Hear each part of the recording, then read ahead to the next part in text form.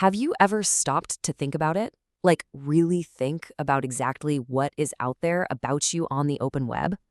Every click, every account you create, every photo you post, it all leaves a trace. So, what footprint do you leave online? Today, we're going to look at exactly how security professionals can track that footprint and the tools they actually use to do it. Okay, let's dive into this. Welcome to This Explainer.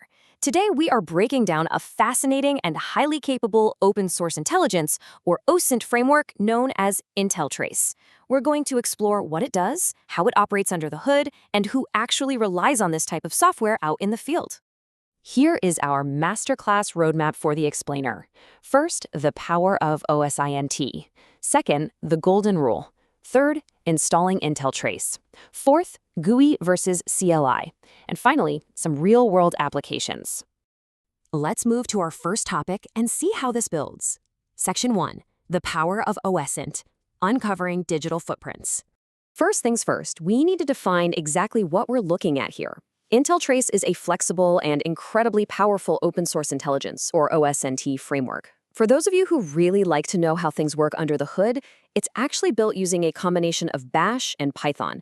In that dual language architecture, that is exactly what makes it so adaptable and efficient when you're conducting digital investigations, especially inside a Linux environment. Just look at the sheer scope of publicly available data this tool can harvest. It is essentially a giant dragnet for public intelligence. It pulls IP addresses to help map digital locations, it analyzes email addresses and phone numbers, it can even track specific usernames across the vast expanse of the internet. It gathers intel and generates reports straight from images and photos. But it doesn't just stop at user data. It goes a step further and handles network analysis, giving you specific insights into DDoS or distributed denial of service traffic. It's really a comprehensive suite for gathering public data. Section 2. The golden rule, ethics and boundaries.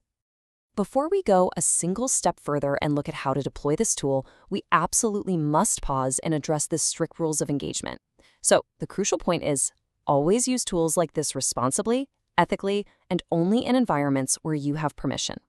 These tools are designed strictly to help you understand how cybersecurity professionals collect public information to protect systems. Using OSINT tools against individuals or systems without proper authorization, no way. That is a severe breach of privacy, it violates local laws, and it can lead to serious legal consequences. We are looking at this strictly for educational and awareness purposes. All right, let's get you in the driver's seat. Section 3, installing IntelTrace from GitHub to your terminal. The installation process here is a classic super fluid Linux workflow. You'll start by simply opening your web browser, searching for the IntelTrace GitHub, and grabbing that repository link from the official page. Then jump straight into your terminal, type git clone, and paste that link to pull the files directly to your machine.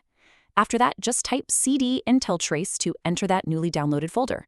Finally, make the files executable and run the provided setup command. Boom! In just a few quick keystrokes, the framework is fully installed and ready for action. Section 4, GUI versus CLI, choosing your interface. And this brilliantly illustrates just how adaptable the tool really is. Now, what's really interesting about this is the literal fork in the road it gives your workflow. You can opt for the GUI, the graphical user interface, by running a simple /run.sh script that spins up a local server and gives you a really clean visual web dashboard in your browser to input targets and view reports. But if you prefer keeping your hands firmly on the keyboard, you can just launch the CLI, the command line interface, by typing python3 main.py. That uses the exact same powerful engine with all the identical capabilities, but executes the whole shebang entirely through raw terminal commands. It's the exact same vehicle, just a totally different steering wheel. Section 5, real-world applications. Who actually uses IntelTrace? Let's zoom out from the terminal window for a second and look at the broader real-world context. Why do frameworks like this even exist?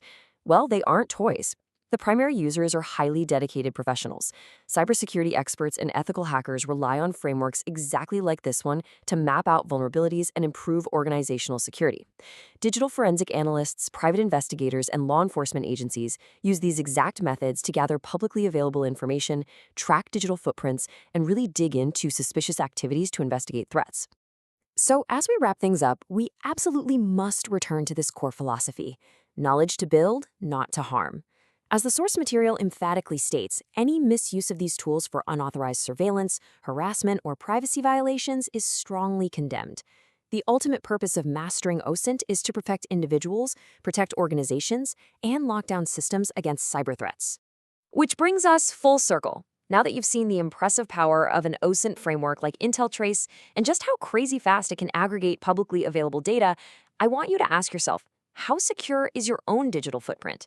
And more importantly, as you continue your journey into cybersecurity, how are you going to responsibly use this knowledge to protect the networks and the people around you? Stay curious, stay ethical, and thank you so much for joining me for this explainer.